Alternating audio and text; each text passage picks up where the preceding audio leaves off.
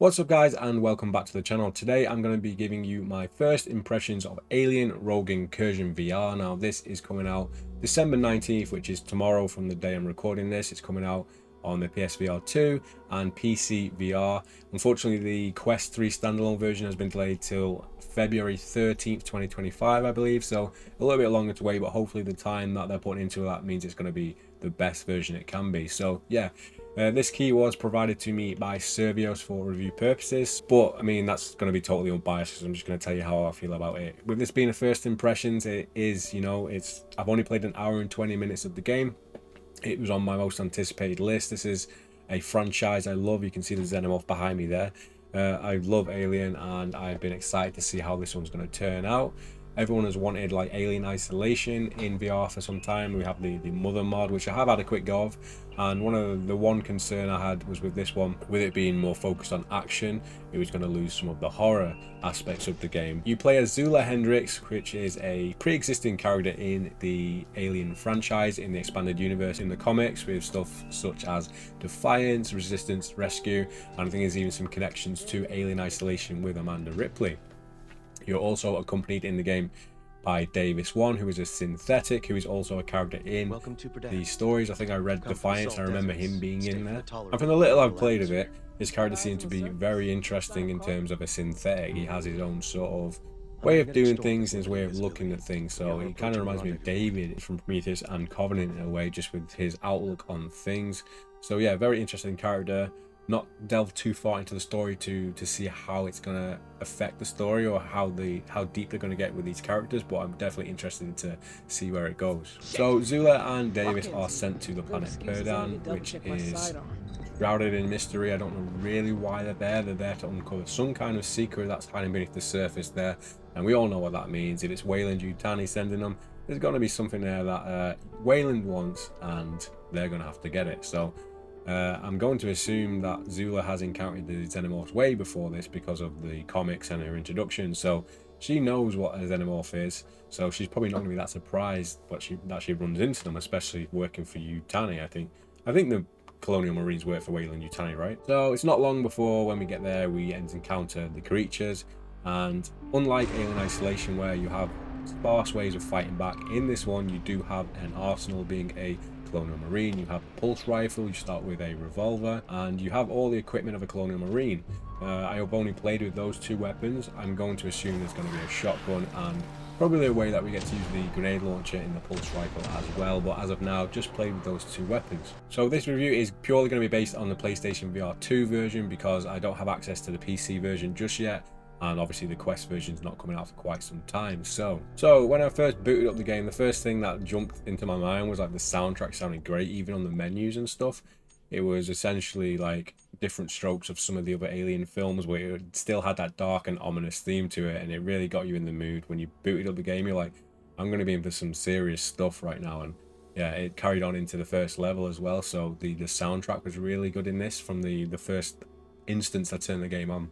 Had a quick look in the settings, and it seems to have all the different things for accessibility that you'd want. You can choose between snap and smooth turning, as well as the speed and the angle, and you have a custom vignette that you can turn on or off, which is going to help for people who have motion sickness, seating standing mode, and a few other little features in there which you might see in some of the footage. So in terms of the game's visual design and its art and stuff, is very reminiscent of like a mixture between Alien Isolation and something like Alien Colonial Marines or Fireteam Elite, or just Aliens the movie in general, because it's got a mixture of some analog old school retro future tech from Isolation and the first movie, but also has a lot of the more modern stuff like you see in Alien. So there's a lot of terminals and things you have to interact with like you did in Isolation. There's a lot of key cards you have to push into things, and you have a multi-tool device which you use for quite a lot of different things. You use it as your map, you use it to see your objectives, and you can actually look at it to find intel. So I'll talk more about the intel and stuff in a little bit, but you have all these different tools that you can use,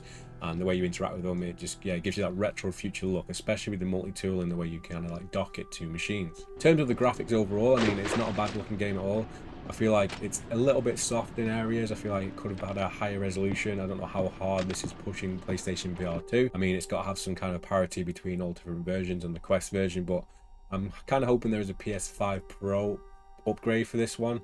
Like I said, I've not tried the PC version, but I kind of want to see, just to see how the visuals are pushed in that version. But I mean, it's a nice looking game. It's got all the different texture work and stuff, and yeah, the guns and stuff look real good. It's just got a little bit of that this is a VR game look to it, rather than being like something like Half-Life Alyx that just looks like a real high budget game. I'm not entirely sure if this is like 60 hertz reproduced or reprojected to 120, or if it is a native 90 hertz. That's one thing I always find tough, unless I've already sort of realized that from like the press kit or not. I'm not entirely sure on that one. You'll have to check some of the guys who've had time to do like a full review on this one. This is a first impression, so it's just me jumping in for an hour and 20 minutes, seeing how I feel about it, seeing things that I notice. So one thing I did notice, that there's so many different ways to interact with the environment in this, which just gives you that extra bit of immersion. Previous to this, I did my Metro Awakening review, where I talked a lot about that and how it really got you into the mood of just being in a VR game. And it's no different here, because like I said, the multi-tool thing, you use that for a lot of different things. So you can walk around with it out as if it was your map.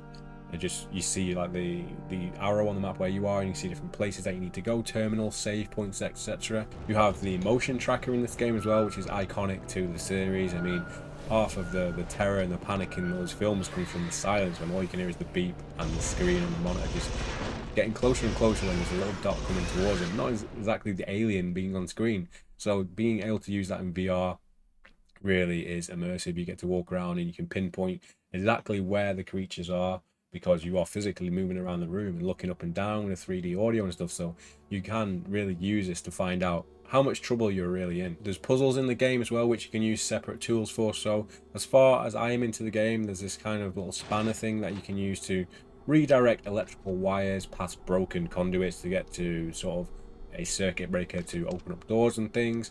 It's a really small little mini game. It's kind of like something you see in BioShock with the pipes, but I think it will get more progressively challenging, and it seems like you do need to upgrade some of these tools to be able to use them on different machines. So there's kind of a Metroidvania aspect to it as well. I'm not sure if it is open and you can go everywhere in this area, but if it is, there's plenty of things that you can probably go back to later on in the game and open up to get extra bits of, you know, lore and intel to boost your interaction with the story, and also maybe even get upgrade items. I'm not entirely sure at this point. Much like Alien Isolation, a lot of the story is optional. You can find it by finding documents and audio logs, and all of that is placed into your multi-tool. So if you really want to find out more about what's going on the planet of Perdan and at this facility, then it's all there for you to go and get. So for the hardcore, if you want the whole story, see how it connects with Zula, her past and isolation, it's all there. So it's very much like Sebastopol. You can go and log into computer terminals, find all the information you want,